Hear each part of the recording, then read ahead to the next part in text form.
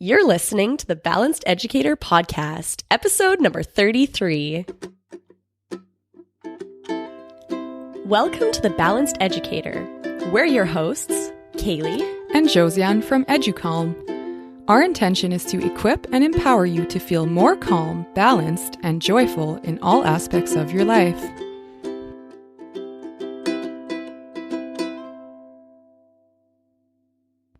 Hello there, and welcome to the Balanced Educator Podcast. If you are new to the show, welcome. We are so happy to have you here with us. And we invite you to subscribe to the show so that you can listen to our episodes every Monday when we come out with a new episode. If you are returning, if you listen every week or you're binge listening, welcome back. We love sharing this time with you. Thank you so much for being here with us. All right, guys, we're going to jump right into the show today because Josianne has some really exciting news to share with you. If you're on our email list, you will have already heard this, or if you were on one of our recent live online workshops, you would have heard the fun news. But I have some questions to ask Josianne, so I'm just going to interview her today. Hello, Josianne, and welcome to the show. Hi. I was telling Kailey before the show, I'm like slightly nervous because I don't think I've ever been on this side. You get to be the one being interviewed instead of the one doing the interviewing. Okay, I'm ready. Let's do this. All right, Josianne, can you share with everyone your news? Yes. I accepted very last minute a grade 5-6 position, half-time, every other day.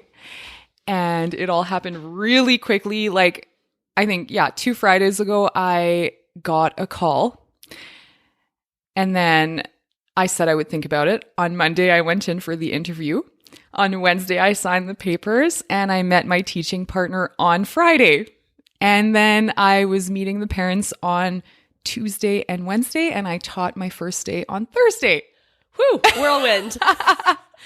Such a good whirlwind, though. It's felt so good to be back. So what brought you to taking on a part-time position? So last year with the business, we really took the year to develop content, to create everything. I mean, from the website and creating like the platform for podcasting and everything. And it was just a lot of time put into creation. And I think I subbed 10 times last year. So I wanted to just stay in the system just to know a bit what was going on. And now that we took that year to really, get things done, like create everything, now this year is more about just continuing with what we already have going on in terms of marketing, in terms of like slowly continuing to fill our subscriptions, Educalm Classroom and Educalm Family. But we had talked about subbing a bit more just to be more present in the education system, just to keep up with the times and also not to forget the reality of classrooms and to help us generate new ideas, even just the subbing, but also the talking to other teachers during the day and kind of connecting, right? So we already had plans to do a bit more of this. And when I got this call for this every other day halftime position, I was like, okay, this is too perfect. Like, this is flowing so perfectly. Not only do I get to connect with other teachers, but I also get my very own classroom to implement our program and also to stay current and to keep learning. And it feels so good. Yeah, it feels so right. When you first told me about it, I was like, yes. Yes. Like, not only were literally every single thing that you kept telling me about the position, or you'd go to the school and check things out and come back, and every single thing was like, oh my gosh, this was so meant to be. Yeah. Oh my gosh, this was so meant to be. Like, it just, sometimes the universe gives you things that you're like, yeah, this is exactly where I need to be and where I need to go. And it's just so perfect. And we had set up last year, we were very deliberate in creating all of our systems and processes in a very organized way so that we would very teacher-esque way. Very teacher-esque. Yeah. So funny. As I was driving here today, I was thinking in my car, I was like, it feels like last year was our year for like building the car. So we like put all the pieces together. We like lovingly like created something from scratch that wasn't there before. And this year, the car is built. We have Educalm teacher, we have Educalm family, we have Educalm classroom, all good to go. And it's really just about supporting our people that are using it. Testing it out. Yeah. So now it's kind of like, okay, the car is built. Now we just get to drive it and enjoy it and care for it and be grateful for it and just see where it takes us. So Kailey and I often joke too that our education degree has been just as useful for education, like being teachers, but it's been just as useful for business. Yeah. Because we're just so organized. Yeah, exactly. And it's a very teacher thing. Yeah. So Josianne, you have been the one that has been creating the Educalm classroom program. Now you get to actually use it as a teacher in your classroom. So I'm so excited to see how this unfolds. And I know it's going to like give us so many ideas for things to add in the future. Yes. Like I'm so excited to be back in the classroom for that reason too, to generate ideas, both for the podcast, for our Educalm classroom, Educalm family, for everything for our future. I think this will be so good. Yeah. Absolutely. So last week and the week before, we taught the online workshop, the 5 steps to starting a mindfulness practice in your classroom. So now that you are doing this in your classroom, I would love to go through these steps with you and learn how you are doing this, because every teacher is a little bit different and every teacher is going to do it a little bit different and every group that they teach is a little bit different. So and every school is different. Yes, exactly. Yeah. So step 1 for starting a mindfulness practice in your classroom is to talk to your admin about it and make sure that you have their support. So how did you do that? So for me, because it all happened really quickly, when I went for my interview on that Monday, I think one of the first questions was around social emotional development. So they asked me like, how do I tend to my students' needs? And I answered with a couple different things I do, including morning meeting, and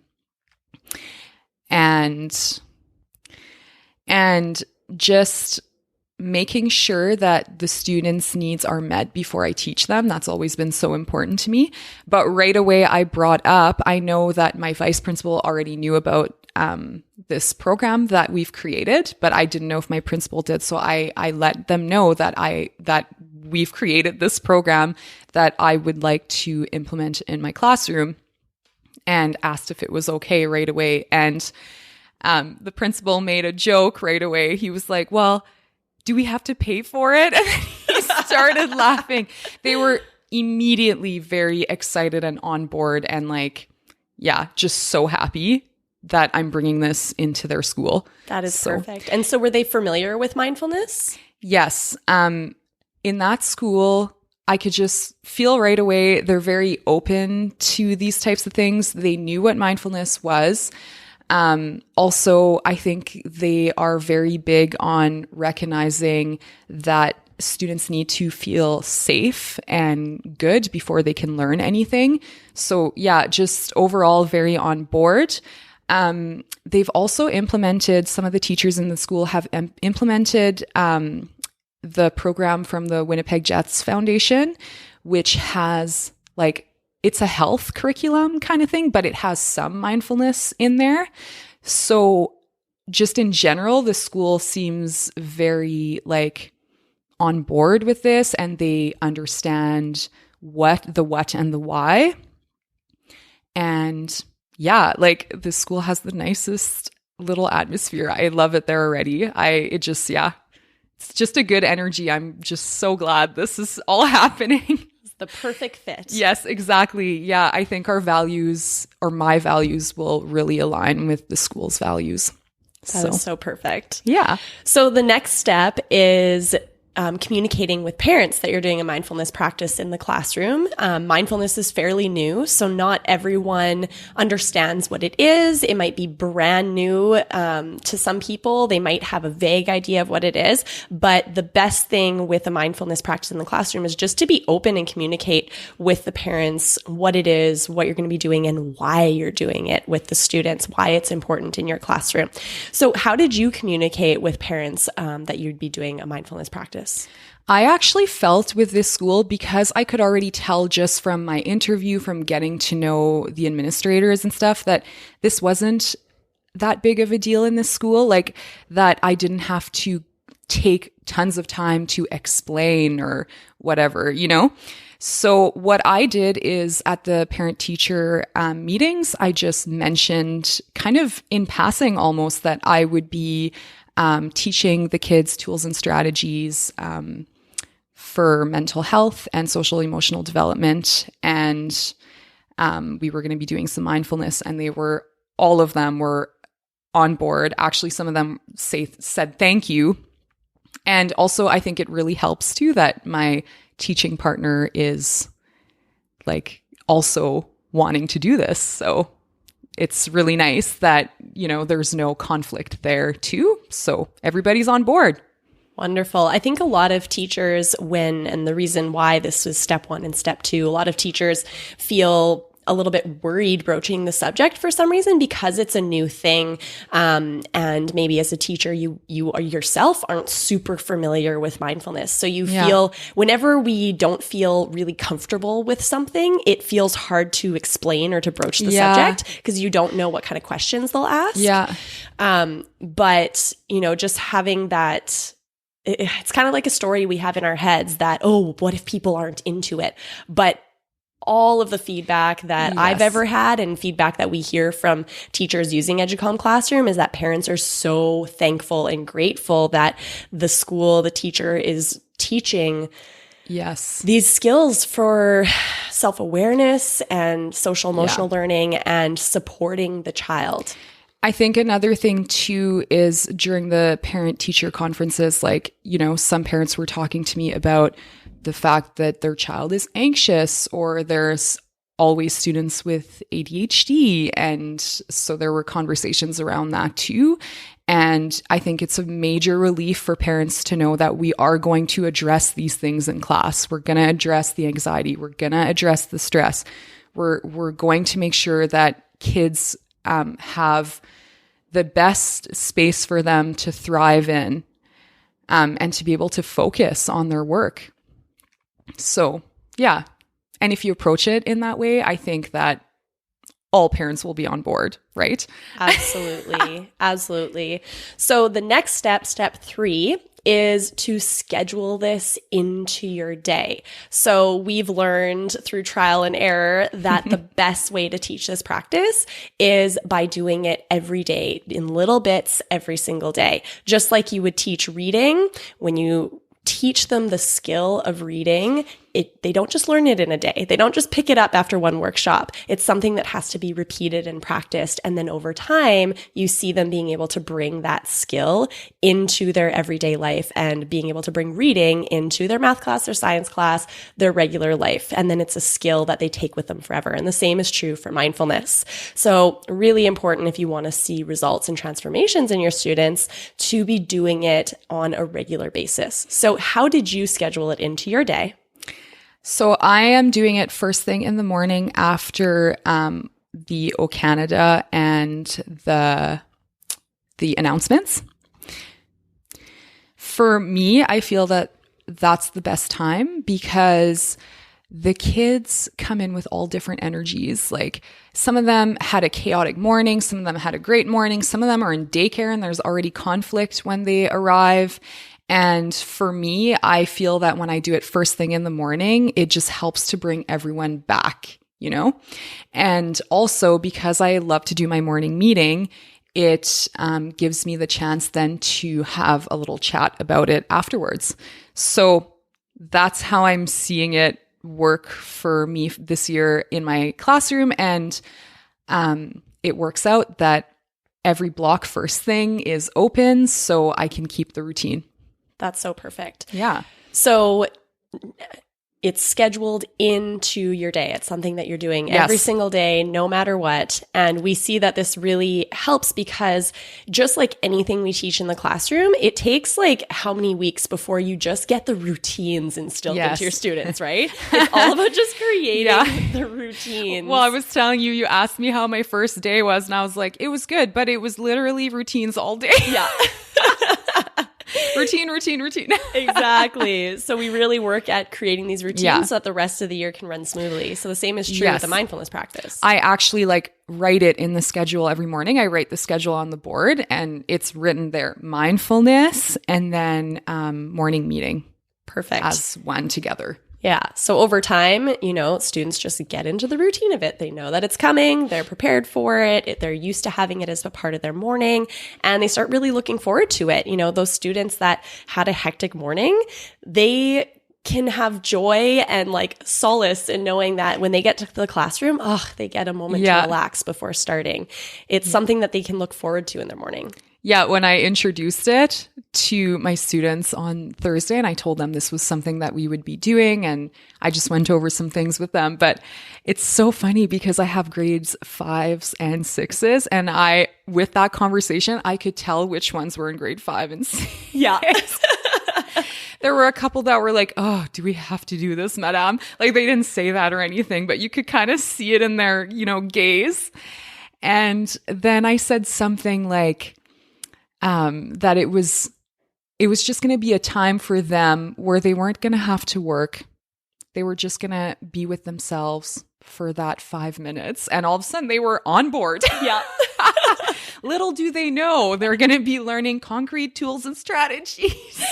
Exactly. During the time that they think that, I had a student in grade 6 that had said when I was asking them at the end of the year, so what did you like most about mindfulness? And one of them responded, I like that we didn't have to do work during the mindfulness time. Right.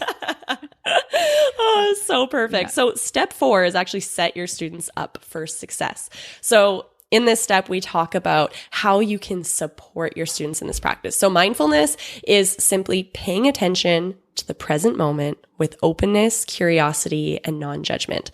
So that can look a lot of ways.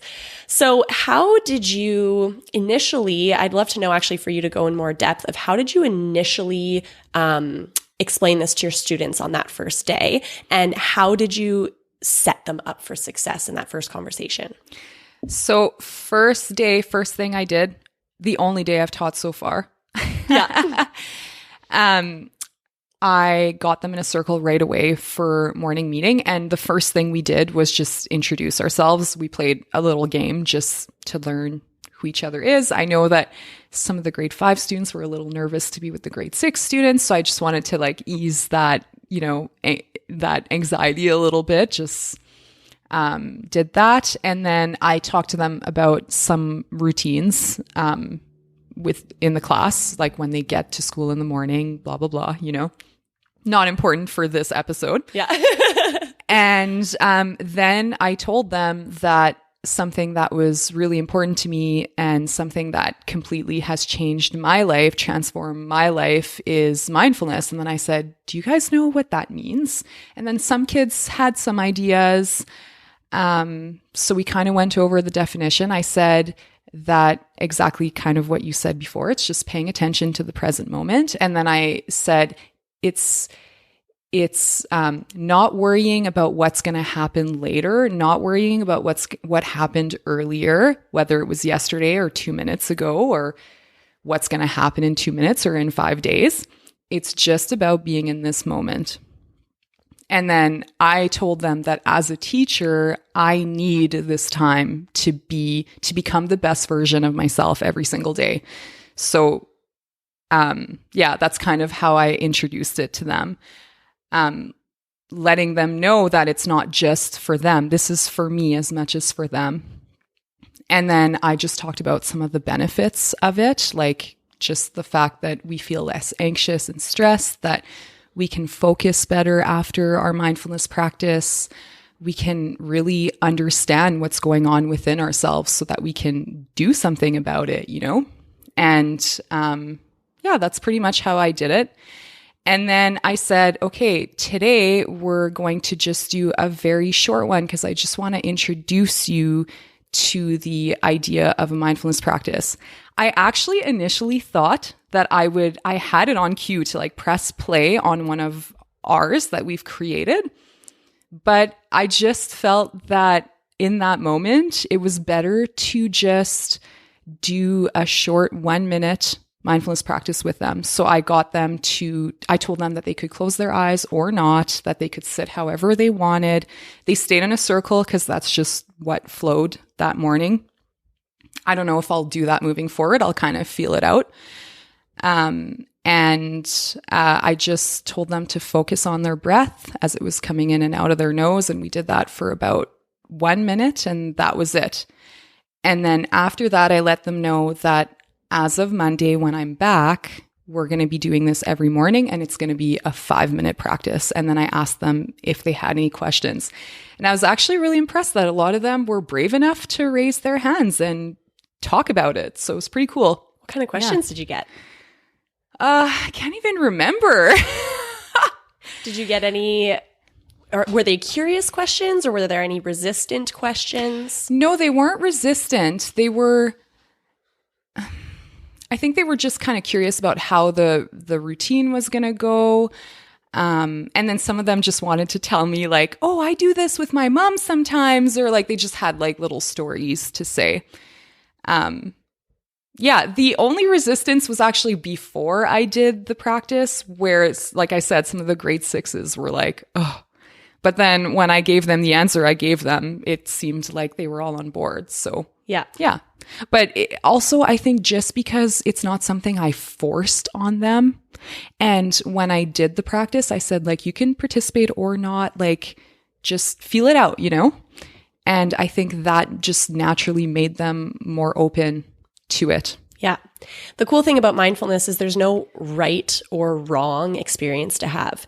Every experience is right. Yeah. Because all you're doing is paying attention with openness, curiosity, and non-judgment. Yeah. So you can pay attention while you're walking, while you're eating, while you're sitting, while you're lying down, while you're learning. There's no time in the day that you can not be present, right? Yeah. So that's the cool thing about the practice is the kids get these 5 minutes in the day where they aren't being judged, they aren't being graded, they aren't being asked to do anything other than just enjoy a couple moments of silence, enjoy a couple moments to themselves.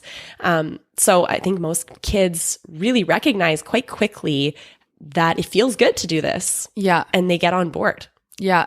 And also something I like is that, like, you know, we did it in a circle last time, but I don't need to keep that routine forever. You know, if I see that that doesn't work and maybe it works better for them to all be dispersed in the classroom with the lights off, then that's great. You know, it's not like this set in stone thing. It can change with whatever I see happening, you know, or whatever the students want. They have a say. Yeah. Just going with the flow, going with what you feel is right is always the best way to do it. Yeah. So great. Yeah. So we talk about too that it really helps in the beginning just to have some clear expectations. So you said, you know, you can participate or not, but what was your main expectation for behavior during that time? I actually didn't give them one, which also was not in my plans. Mm-hmm. Because for me, like always, the biggest thing is that the kids respect each other. So if they don't want to participate, that's totally fine.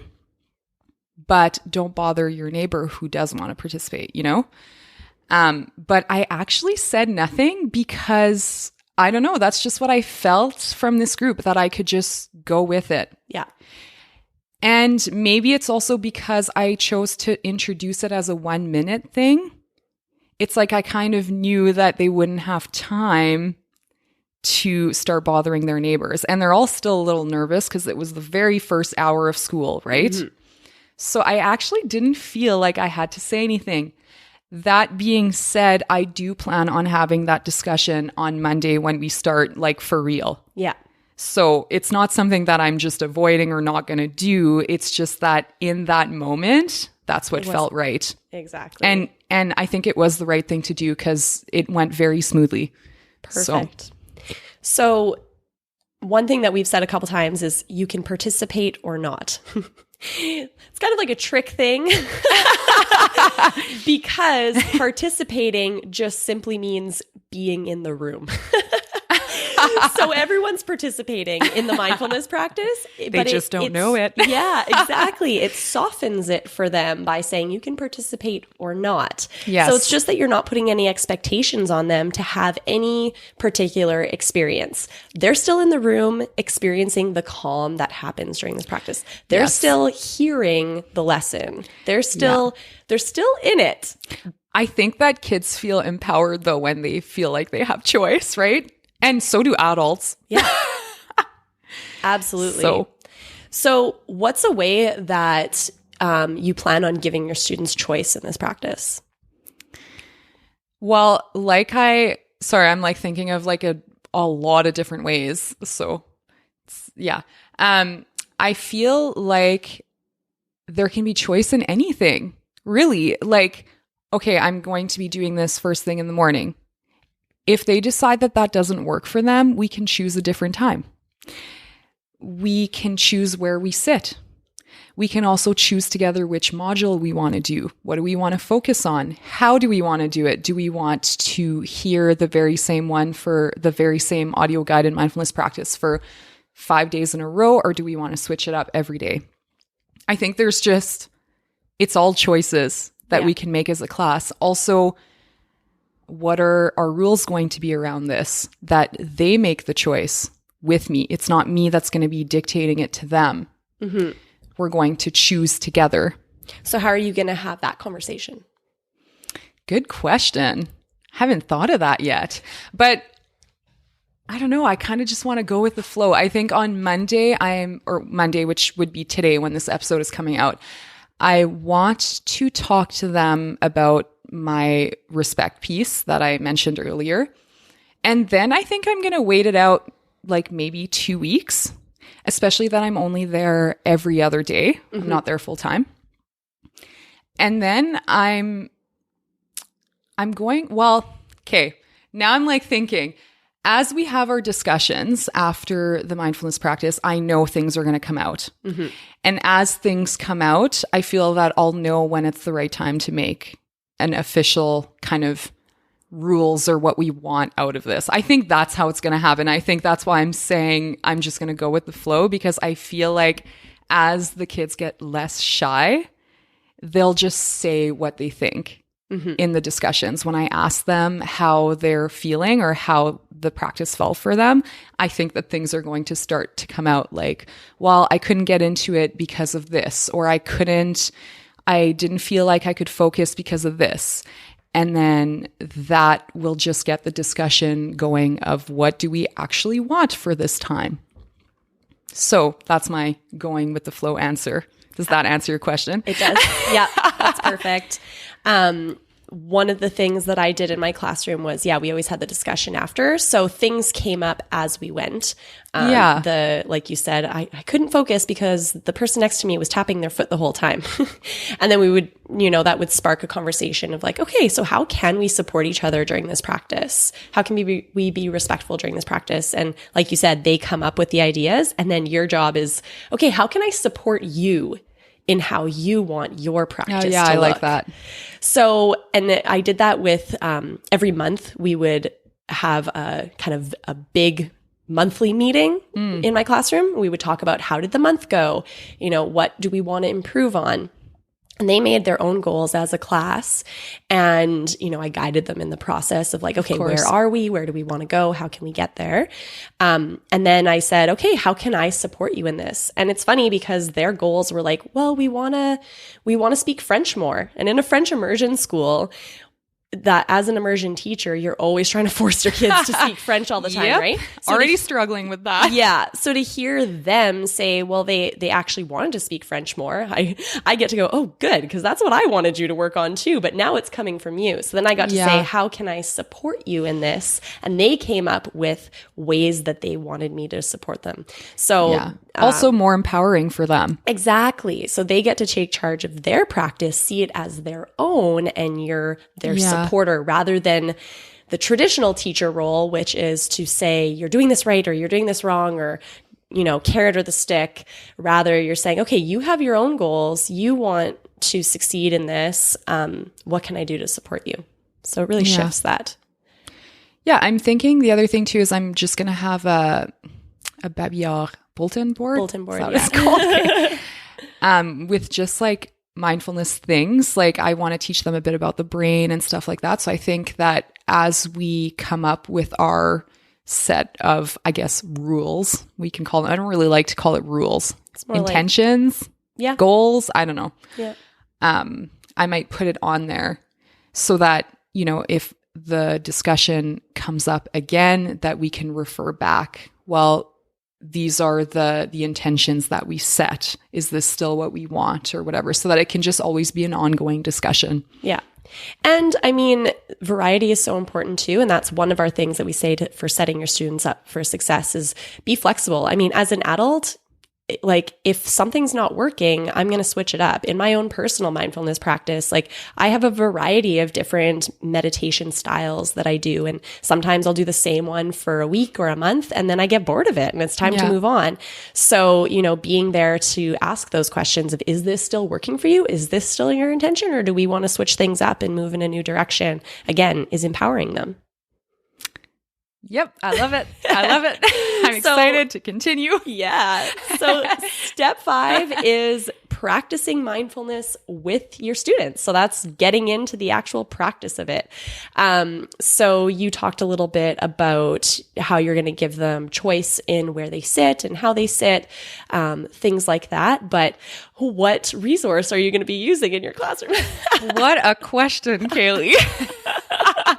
Obviously, I'm going to be losing my words here. I'm going to be using Educalm Classroom.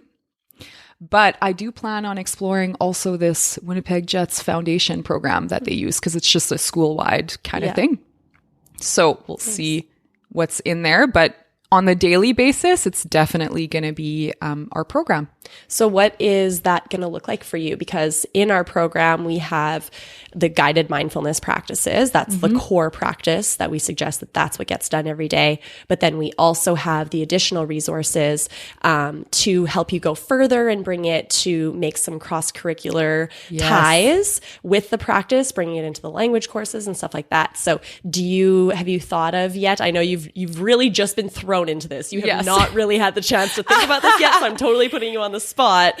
But how do you envision this being used in your classroom? So I have thought about it a little bit because I'm teaching Français and I'm often teaching it like all morning just because of the way that it's working with me working every other day.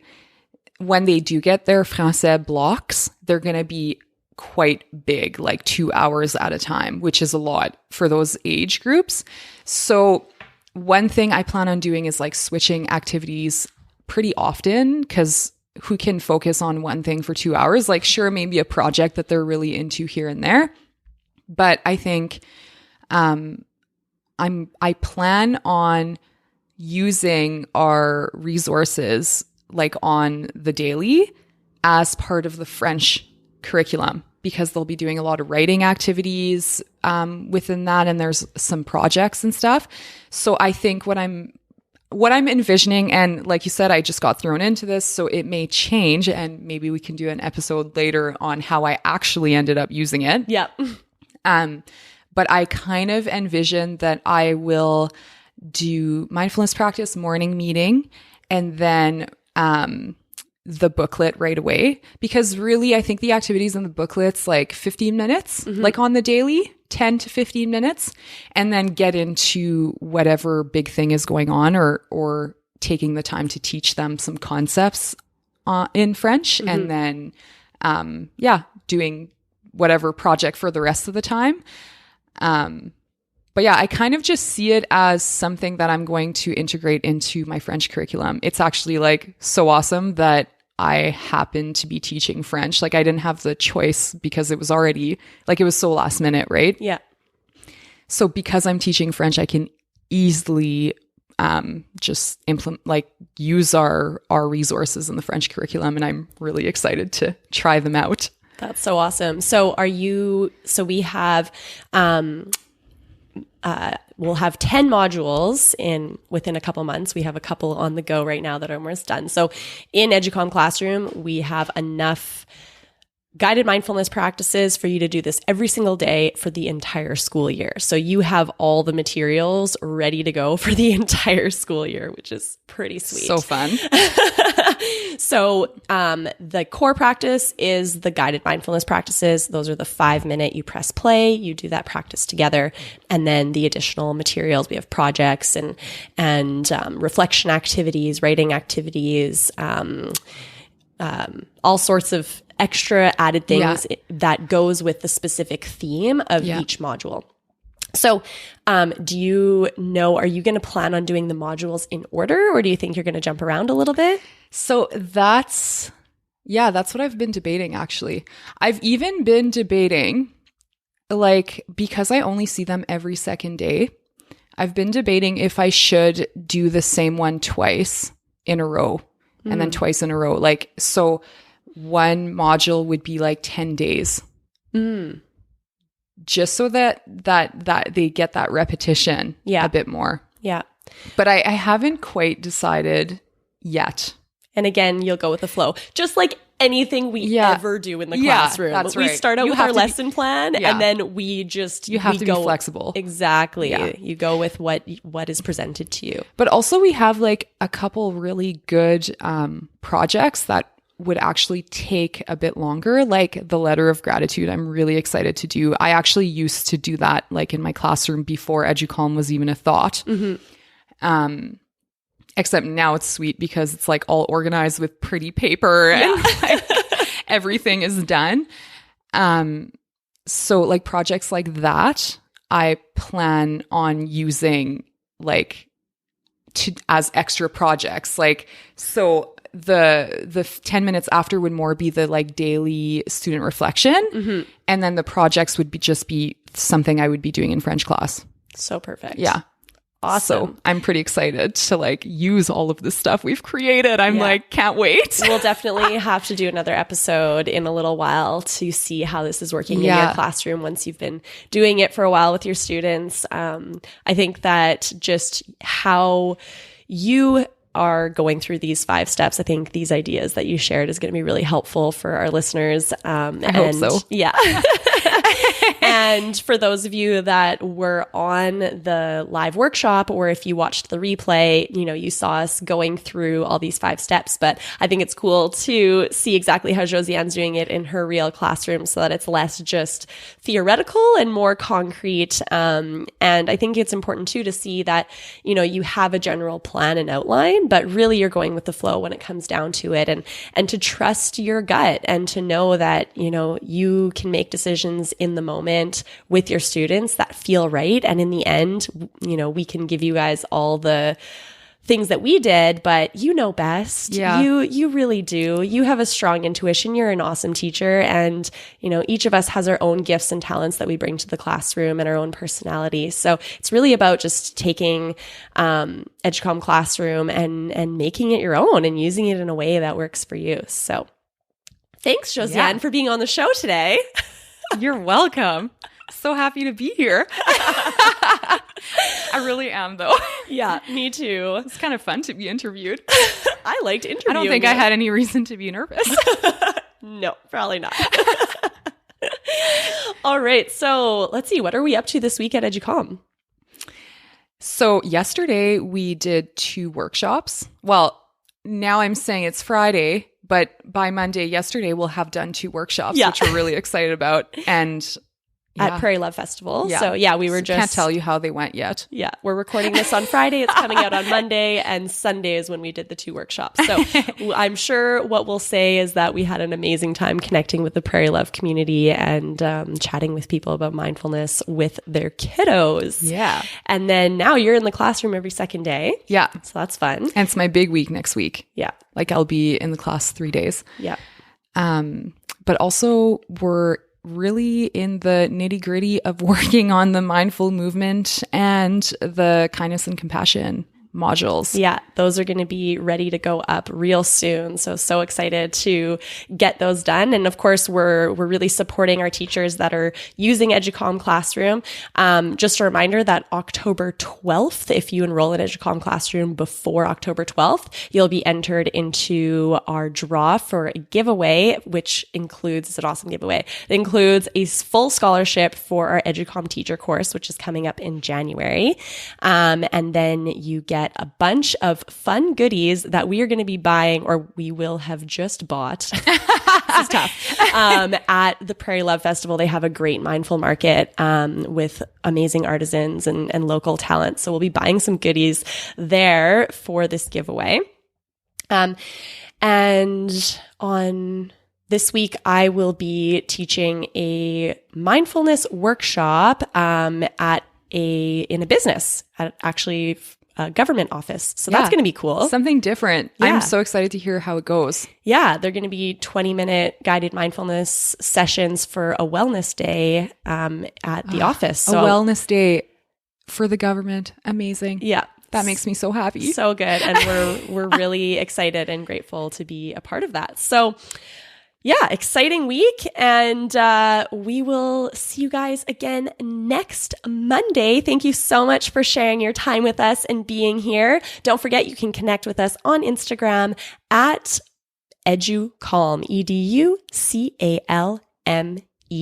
And what's the exit ticket for today? Oh, yeah. The exit ticket for today is check out Educalm Classroom. If it's something that interests you, take a look at our website, educalm.com/classroom. Now, if you want even more information about this, I just actually posted a blog post called "What is Educalm Classroom and is it right for me?" So in there, I answered a lot of our frequently asked questions. It might be a really good thing to go through if you're on the fence and you want to make sure that this is the right fit for you.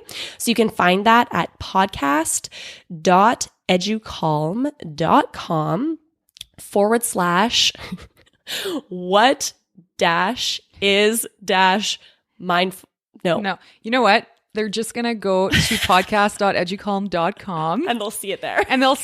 It'll be at the top. Just click on it. That is way easier. Yeah, that's so. Okay, podcast.educalm.com, and you'll see the blog post called "What is Educalm Classroom and is it right for me?" Okay, have a great week, everyone. Thanks for being here.